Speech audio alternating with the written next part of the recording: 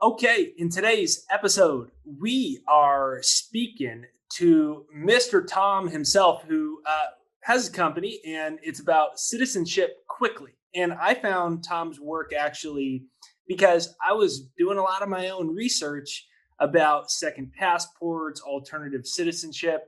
And so we're going to be diving deeply into that entire process. And we are going to be doing a deep dive into the tax system, second passports, and a lot of fascinating information. Now, make sure you hit the like button on this side or that side right over there to send this video out to more people in the YouTube universe. I want to give a shout out to our channel sponsor, which is Vizsla Silver. So if you're looking for a gold or silver mining stock, be sure to check out Vizsla Silver. And it's nice to see you, Tom. Nice to see you too, Jake. I So appreciate you inviting me there. So I was amazed when we were talking before. I didn't realize you're a true original to this second passports global citizen type of thing because you said you did this 14 years ago. So I can't imagine you had that much support 14 years ago for this, huh? Well, actually, when I did it, there was very few people, that were actually doing it at that point. It was just a few years later. In fact, I think actually when I got it, there was no charge at the passport offices to get out. And then they came out. I think the first year it was around 450 US, and then it went up to about 2,350 US. I got a feeling they're going to keep raising it way up with the new administration they've got now because they really don't like a lot of people doing this. It's the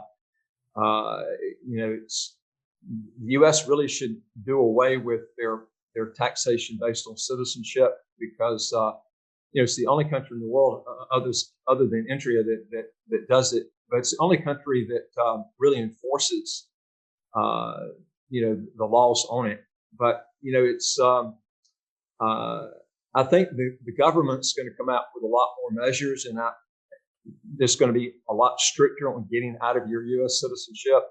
And I think you're going to see a lot of countries like the EU, they're going to come in and they're going to try to copy what the U.S. has done because there's a lot of EU members that are living overseas that aren't paying taxes because they're not residents of those EU countries. And the EU is losing all that taxes on these people. So I think what they're going to do is the easiest way to do that is just change the laws and make it like the U.S. and start taxing people based on their citizenship.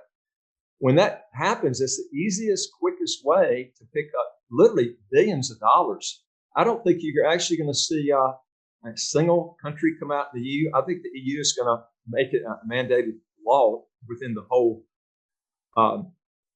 universe of EU countries that to be an EU member, you're going to have to do this. I mean, they're already pushing a lot of policies now on Malta. They don't like Malta's citizenship by investment program. They were instrumental in canceling Cyprus's. They want to get these countries out of the citizenship by investment. They see it as a way for people to, legally get around taxes. The ones they hate the most are the ones that you don't have to have residency in, like Portugal. You have to have residency, but you can literally avoid the tax because you don't have to be there long enough to be taxed on that residency to be where you're paying taxes on worldwide income. So in essence, that's not a citizenship by investment. That's a residency by investment program.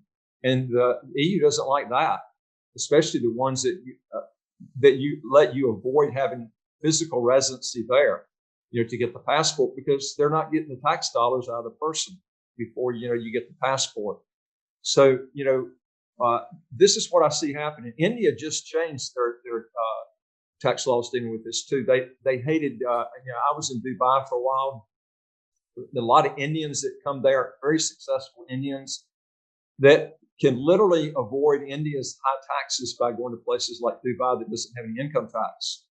So now India's, if you can go on one of our videos that we had, India's wanting to tax those people now that go to Dubai that keep their citizenship as an Indian and work in Dubai and pay literally no income tax.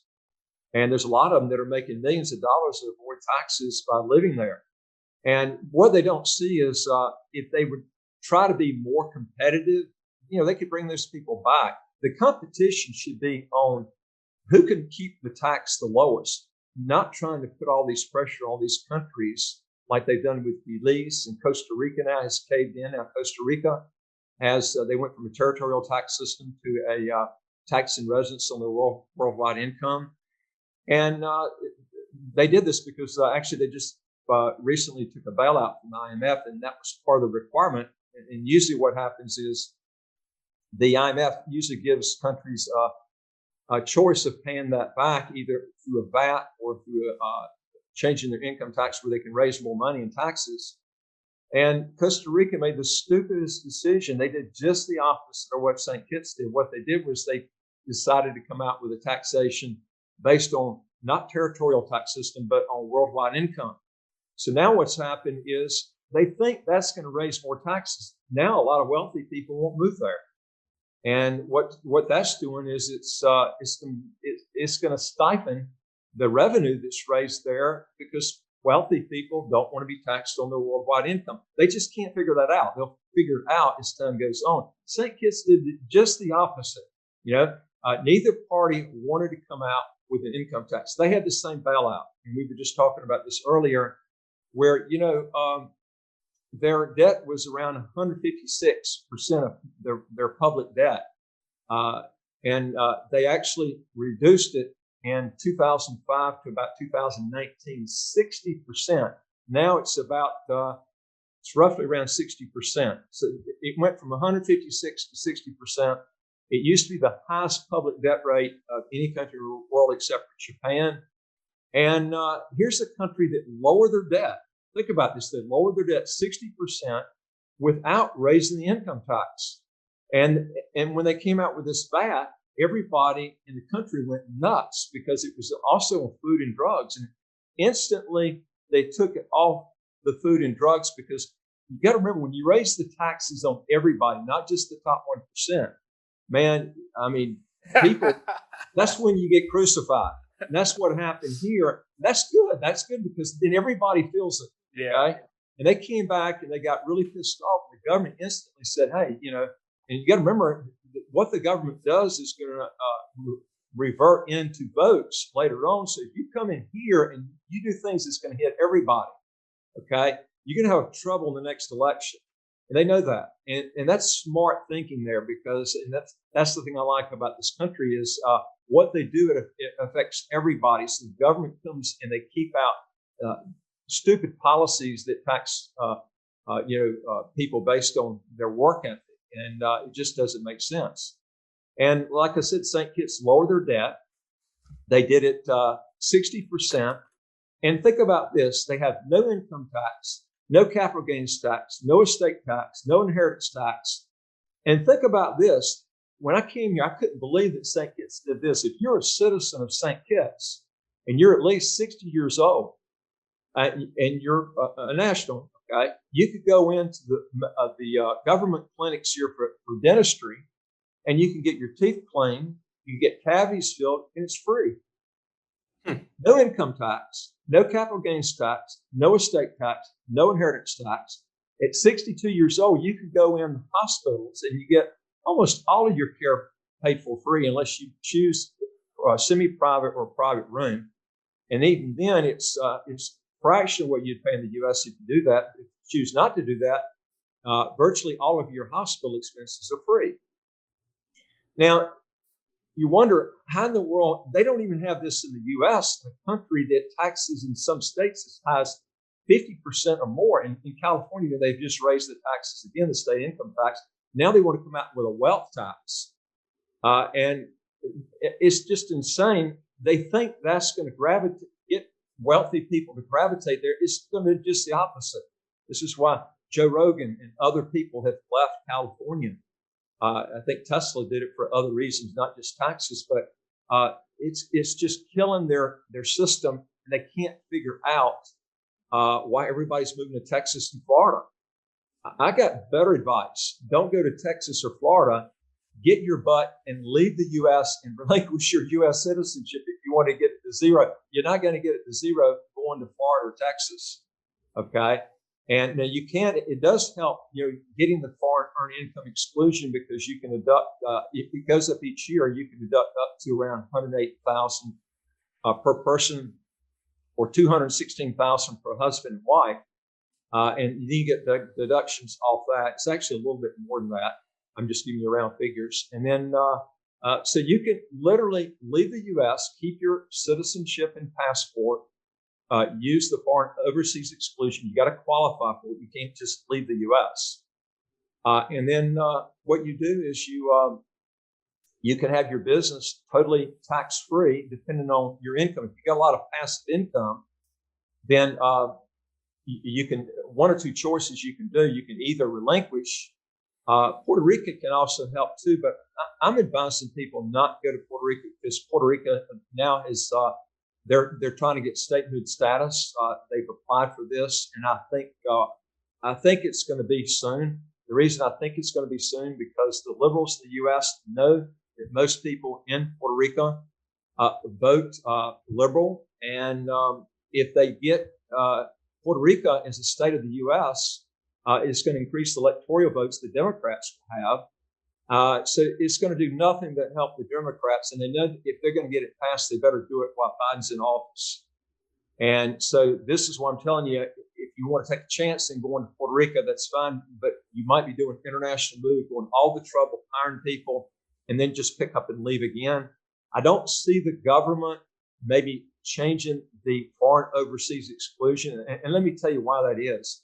Not everybody, when they go overseas, goes to a place like St. Kitts and has the first, 216,000 roughly. It's not taxed. A lot of people go to Germany where the taxes are actually higher in the U.S. So that overseas exclusion really doesn't help you when you go to high tax countries. So the U.S. knows that.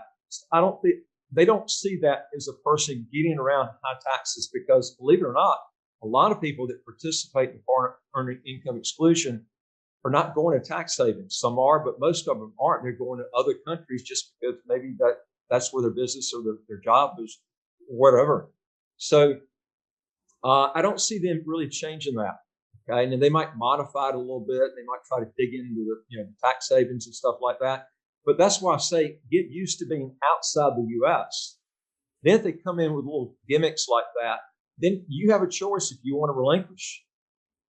If you don't want to relinquish, then don't relinquish. If you do want to, that's up to you. Right now, the way the law is, you can go back and you can get a visa, go back if you want to do that. And right now, it's the governments, they're not putting any, I think they're going to have a hard time trying to come in and tell people that were ex-citizens of the U.S. That you can never come back to the U.S. I mean, I just don't see that happening. If they would have done it, they would have done it, I think, a long time ago. But I don't see that happening.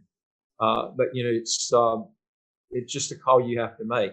But the thing about living in St. Kitts is too, it's so close to the U.S. and Canada. We get a lot of U.S. people that come to U.S. To St. Kitts, and what they see is it's like going from St. Kitts to North Carolina or St. Kitts to Florida is like 3 or 4 hours. I mean, it takes 4 hours to go from North Carolina to California. So on a flight. So it's not that much difference. So people looking at, the time it gets from one place to another, it's not that much difference in going across the U.S. But the big thing is, the thing I like about St. Kitts is an English-speaking country. Okay. Now we do over 100 countries, and I'm always looking for a better deal. I have people get on here sometimes and they say, "Well, Tom, it sounds like you're just throwing St. Kitts at us all the time." Well, it's not that. I do other countries, and I compare the visa-free travel, the taxation. I compare a lot of different elements. So you have to pass a Spanish test or a language test to get the passport. You have to go through the military, getting risk of getting blown up, to get that passport. And do your children have to go through that? So these are key things you got to look at. St. Kitts, like I said, doesn't have a military requirement to get the fast track passport on you or your kids, and there's no language test that you have to go through. You get the passport, you can get as quick as 45 days. It's just got the whole ball of wax: no income tax, no capital gains tax, no estate tax, no inheritance tax. Now, a lot of people will say to me, well, Tom, I don't plan on moving to St. Kitts. I just want to get their passport. Well, a lot of people say that, but what happens is a lot of people get the passport. They'll go to a place like Panama, and they don't do their homework. They go to Panama and find out that Panama, they want to get, let's say, in the insurance business. They find out that you got to be a citizen to get an insurance business. And then they find out they switch to real estate. Well, they find out you can't do that unless you're a citizen of Panama. They go, what about retail? You can't do that either. So what they end up finding out is citizenship carries a lot of privileges. And see, Panama will tell you can move there, you can start a business, but what they don't tell you is when you go there are a lot of businesses they won't let you get into. And so this ends up wasting a lot of people's time, because what they end up doing is they move there and they find out, damn, I can't do this business. I can't do this business. I can't do this business. And the 5-year program of residency with Panama that you have to go through before you can apply for citizenship, nobody gets it in 5 years. The statutory requirements is 5 years. Count on 10 to 15, maybe even as far as 20 years to get the passport. So let's talk a little bit about I'm in the middle of getting my St. Kitts passport, but I want to understand, and for someone listening, let's talk a little bit about if someone were to say, for whatever reason, one decided, whether it was taxes, the social political climate, they like another place more, they decided they wanted to renounce for whatever their reasons were, and they decided they didn't want to live in America anymore. Let's talk about the process of that specifically, because I've heard many things. I've heard it's as easy as going in there and you pay your $2,300. I've heard other people say, well, they have a retroactive back tax of X amount of years. Let's talk about the actual process of this. Like, let's say I've got my St. Kitts passport. I'm living wherever I'm living, whether it's in St. Kitts or I have residency in some other country that's outside of the US. And I said, now I want to renounce. So give me the understanding of this entire process, the details of it, the fees, is there back taxes? How does this all work? How often are people denied? Let's talk a little bit about that.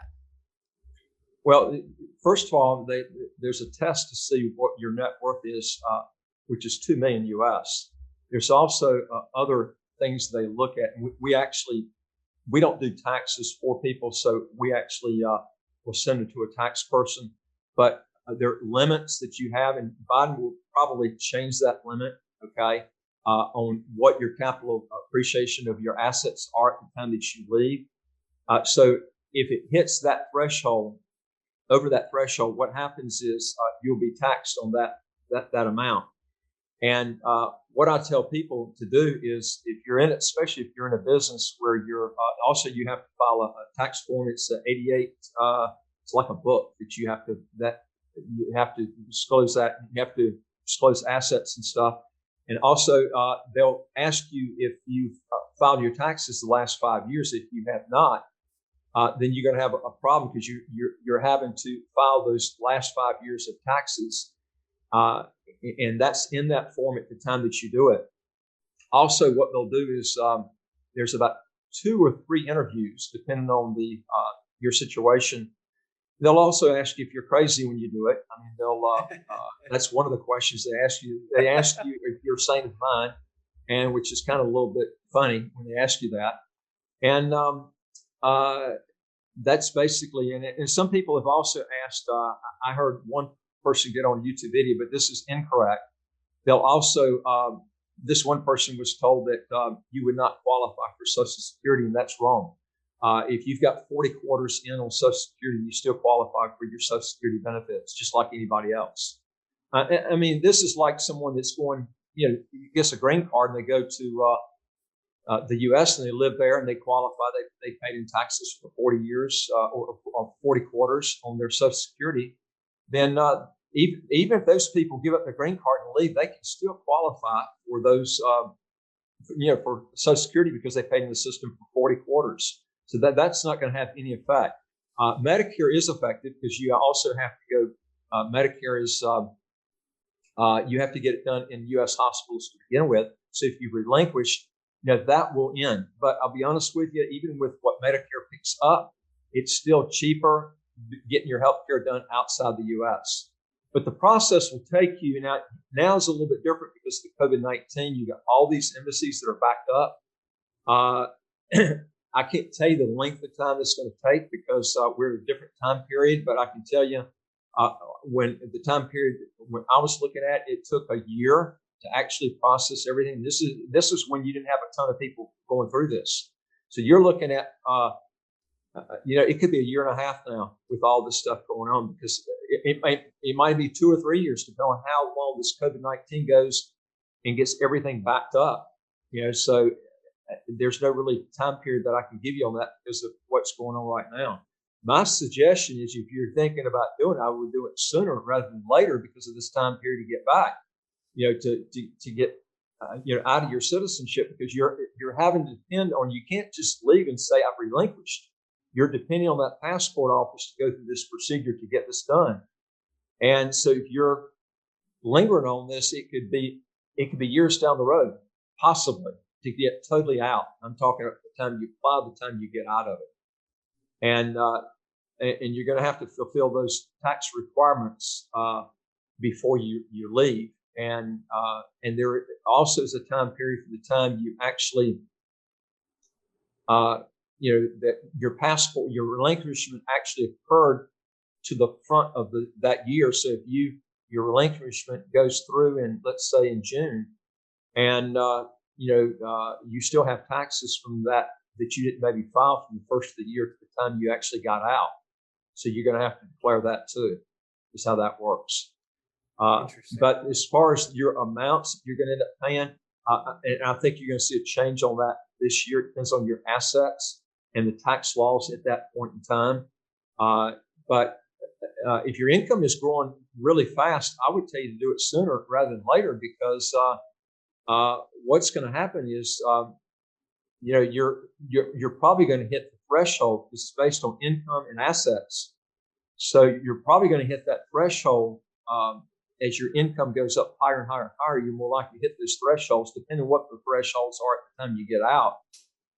So I would tell people, if you're really thinking about doing it and you're just on the edge of that diving board and you're trying to figure out, should I do this, should I not? I mean, I thought about it too for a long time. Okay. I think what you should probably do is take your business, go overseas, qualify for the foreign earned income exclusion, be used to being outside the U.S., because now you're seeing what it's going to be like when you relinquish, except when you relinquish, you can't go back unless you get a visa. Okay. So then you're going to, you're in a position to where you can actually, make a more logical decision when you won't regret it. I've never regretted it, not even for 30 seconds. I mean, it has not even crossed my mind. And so if you're thinking about that, of course, I had a long time to think about it before I did it. So, and there are a lot of people who've done this in the past that are, John Templeton, who's died. I don't know if you've heard of John Templeton. He's one of the best investors that ever lived. Mark Mobius did it years ago. There's a lot of people that I didn't know that Sir John Templeton did that. He did that. Yeah, he did it. He was actually one of the first renowned people that he did it back in the 1960s. Wow. Well, the reason he did it, I mean, this guy was, he moved, actually, he started his business in I think it was the 1940s or 50s. He started in New York. And New York has always had high taxes. And back when he was paying taxes back in the 1960s, and the brackets were as high as 90%. They had them actually over 90%.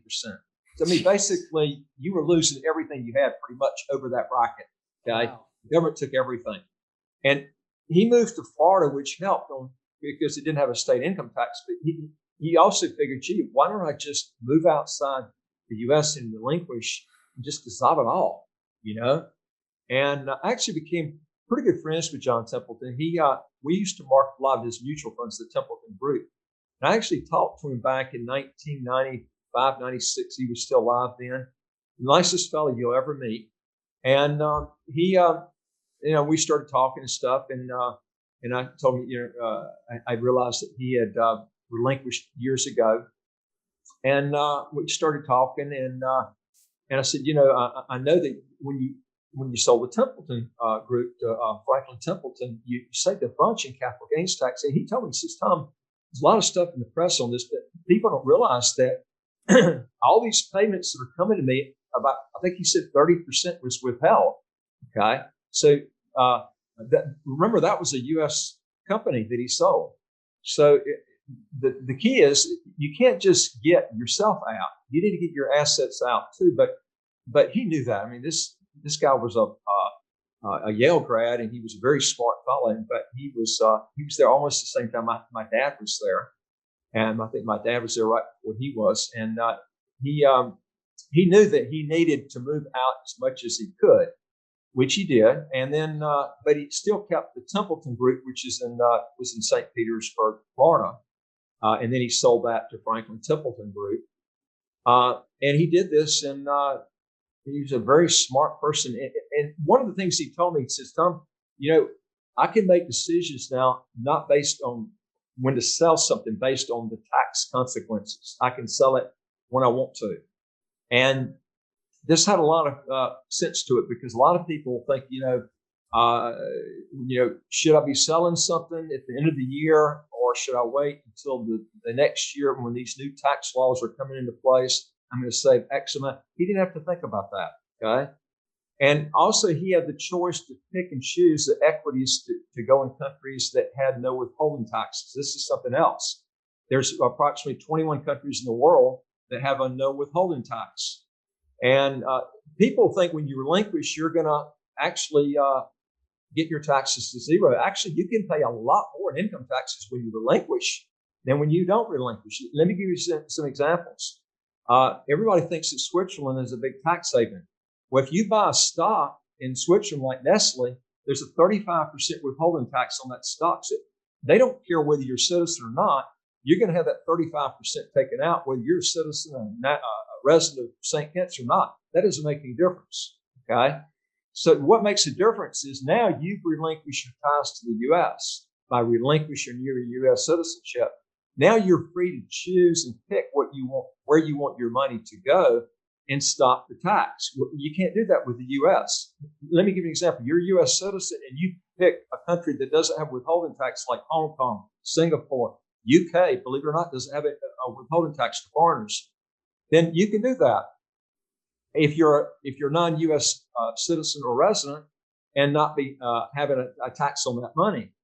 But if you're a U.S. citizen, if you go and invest in a place that doesn't have a withholding tax, like Singapore, Hong Kong, UK, there's 21 countries approximately that don't have that, then you can avoid it if you're not a U.S. citizen.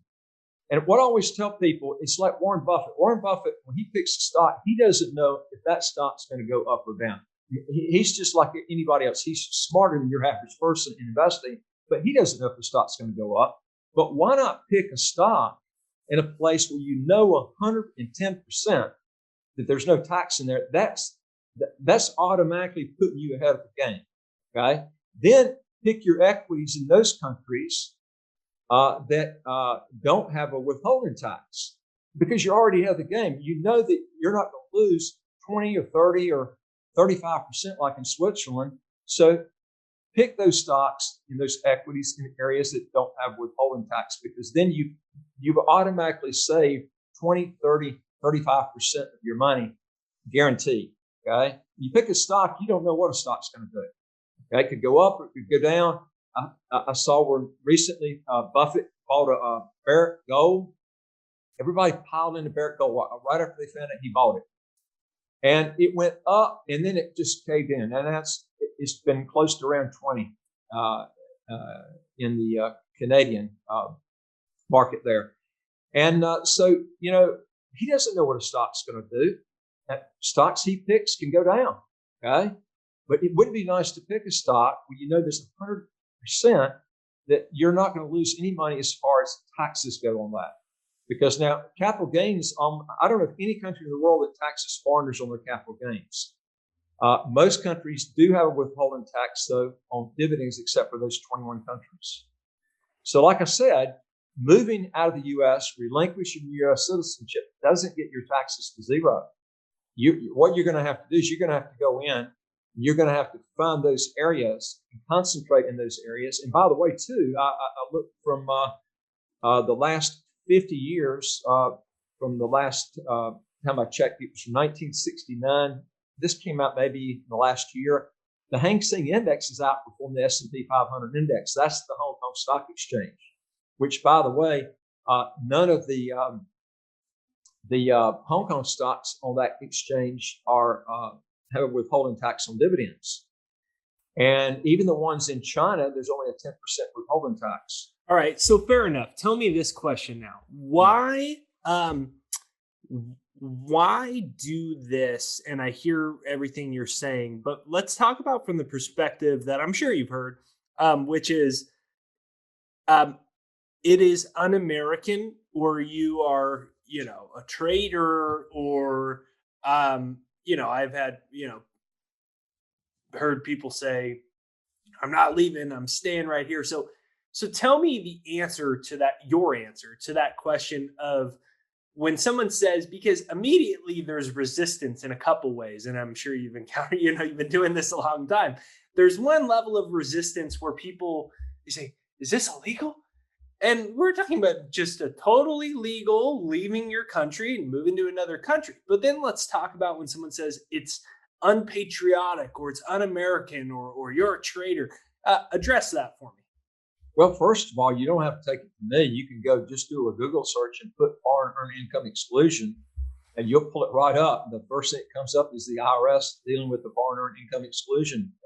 Read it up yourself. It's that exclusion goes up every year.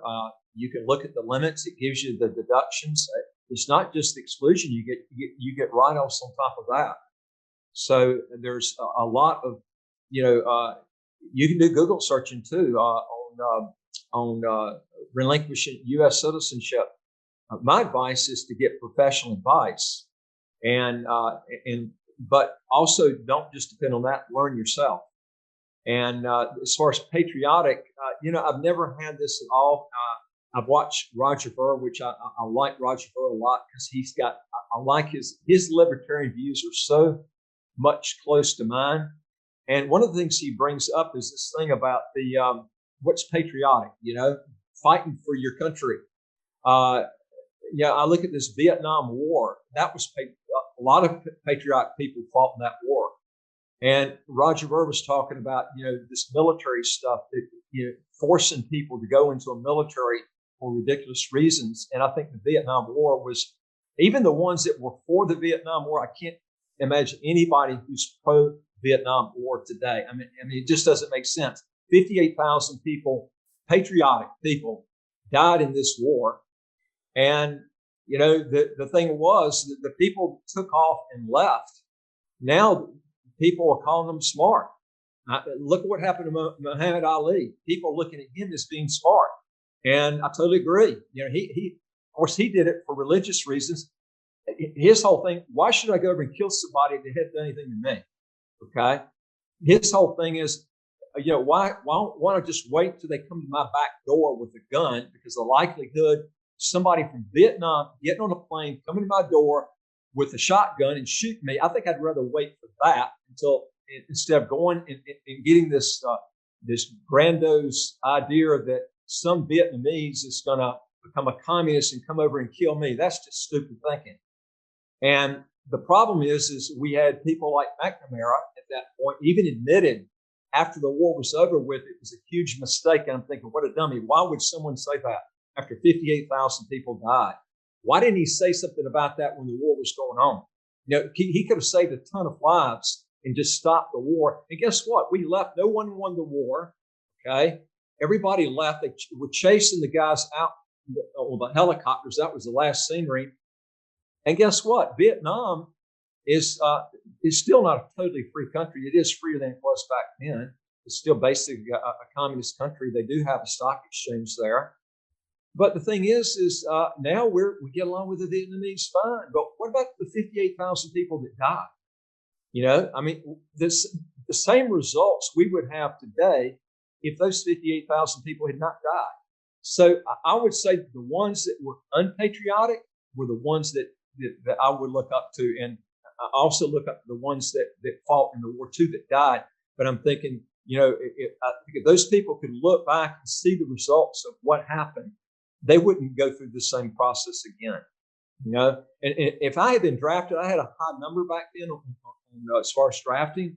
I would have gone. My sense of thinking now is a lot different than back then. My brother went. He fought in the Vietnam War, and he had a close call. Shrapnel came in the wall behind him. He was lucky he didn't die, but he had loads of friends that died over there, and it was a big disaster. There's so many wars that are fought because of patriotism. If you don't fight them, then you're a loser. You're unpatriotic. I don't believe in that. I believe that if I feel there's a threat and someone's coming to my back door and they're coming over and that's the type of threat, that's different. Okay, but just to go over and fight a war that's overseas that nobody's done anything to us, you're just getting stuff in your mind that is just basically stinking thinking. It's just going to get a lot of people killed. And to me, I don't believe in that concept. I'm a real libertarian on that. I think the government should stay out of our business, not just on military requirements. I think they should stay out of our business on making money. I think they should have a system like St. Kitts. St. Kitts has got the most perfect system in the world. Is it totally 100% perfect? No. People come down here and they'll say, Tom, it's just slow down here. It's where's all the New York shopping? Well, would you rather live in New York and lose 50 to 60% of your money in taxes than come to a quiet place where you might live be 100 years old and keep 100% of your money? When I say 100%, I'm talking about income tax, capital gains tax, estate tax. And by the way, too, St. Kitts, to clarify, this does have a capital gains tax, but it's only enforced for 1 year. It's 20%. If you wait after a year, there is no capital gains tax. Okay, and there's almost no property tax. It's like 0.20% of whatever you find, and you got a $29,000 exclusion that comes off that before that property tax kicks in. And but I'll tell you something. I'm a lot more patriotic here than I ever was in the U.S. because I support and I like what they got here. The country here has got a smart system.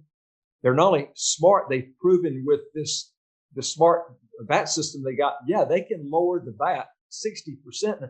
I'm watching this thing gradually go down to zero without an income tax. And they can still have good social programs. A lot of liberals say, you won't have any social programs. St. Kitts has probably got more social programs than the U.S. When I was in the U.S., I didn't get my teeth cleaned free. I didn't get cavities put in free. Okay. So you can still have social programs and still have freedom on taxes. The government of the U.S. just hasn't figured it out. They need to study St. Kitts a little bit, I think. That's the problem, is the government in the U.S., they've got this liberal mindset and it's gradually destroying the U.S. If this debt's not paid down, and it's not just me, you listen to other smart people. Jimmy Rogers is a big advocate on this. It's a math problem. Look at the debt. If you don't eventually get it paid off, the dollar will collapse. And it won't be politicians making the decision. You're going to have a lot of people out in the street basically going nuts because now the economy's in shambles. And decisions we've made in the future based on what's going to get us out of this mess. Because it's going to be like Germany. After World War II, take pictures of Berlin. When it was over with, the whole place was just in shambles. And everybody knew that Nazism was a crime. It was a devil's decision, and there was no way they were changing their ways. And they basically outlawed Nazism there. And so this is it's going to come to this. I think in the U.S. I think the U.S. is going to have to go into total collapse because politicians won't actually go in. Trump didn't do it. I like some of Trump's policies, but Trump never lowered the debt. He increased it tremendously when he was in office. And nobody's going to vote for anyone who wants to take care of the debt because you're going to have to reduce all these pork belly programs. And the people that want the freebies and the handouts, they're not going to vote for that. Okay. They're not looking for the shambles down the road. They're looking for the freebies and the handouts now. But who's going to be affected by this if they live long enough, is either them, their children, their grandchildren. The debt's going to have to get paid down, okay? And what's going to happen eventually is you're going to see a lot of people moving out the U.S. that are wealthy, picking countries. They're going to get passports in St. Kitts if they're smart, because St. Kitts has the best program. It's quicker, it's cheap, it's you can live here and work here. And if you don't get citizenship, it's very difficult to come here or any other country like Panama and places and work in any business that you want to get involved with. So this is the thing that I tell people is if you want a good insurance policy, get a second passport. And if you want to lower your taxes, take it in stepping stones, get outside the U.S., forget the patriotism, get outside the U.S., start your business with a foreign income exclusion, and start testing the waters that way. That's the best way to do it. So if this thing all starts to crumble, you got all your dominoes in row, okay? And it's not like you're going to panic. You know you need to set a pathway to do this. And like your business, for instance, is a perfect business for to do the foreign income exclusion, because your business can be done anywhere in the world. That's the great thing about it. And I always tell people, even if you're in a business that, let's say a dentist in New York, and he's got all his clients coming to him that's local there. He's got a tough business to do internationally offshore. But what I would tell him, he can take his knowledge and expertise and do something that's outside the country. Now, how would he do that? Number one is he could go in, he could sell dental equipment or medical equipment. That's one way you can actually do that, and probably make more money than what he's doing before, and not have to pay the income tax if he's not a U.S. citizen, or if he wants to qualify for foreign earning income exclusion, he can do that. So the part on patriotism, the way I look at it, forget the patriotism. I used to call my congressman all the time. That's not going to do any good. There's no difference between the Democrats and the Republicans. Tax-wise, it's like this. Yeah. Okay? You're not going to get anything done. You're just wasting your time. Going to Florida is going to help you, but it's like this. Okay? What's going to make a big change is where you make the move, make the big change. Get outside the U.S. You don't have to relinquish. Forget the patriotism. Get outside the U.S. Get your business going that way. And then if you see that your business is going good and you get used to flying back to the U.S., then your next step is just file the forms to relinquish. You can still get the visa and come back just like you were doing before. Okay? So nothing's changed. But you're going to have a lot of people that are going to hold to this patriotism, and I think you're going to have to get to the point you're sick and tired of being sick and tired, and you're going to take the patriotism and throw it out the window. And you're going to say, I'm sick of this. I've given the government chances to lower the taxes. They're not doing it. I'm interested in what's good for me and my family, and make the move. That's the only way to do it. Powerful stuff. So for everyone listening, we are going to put Tom's website right there down below for those that want to check it out. Citizenship Quickly, right there down below in the description. Make sure you hit the like button on this video on this side or this side to send us out into the YouTube universe so more people see this video. If there's some things you'd like us to discuss in a future episode, be sure to leave it in the comments right there down below. Tom, I want to thank you for coming on, and definitely a lot to think about. Thank you too, Jake. I appreciate that.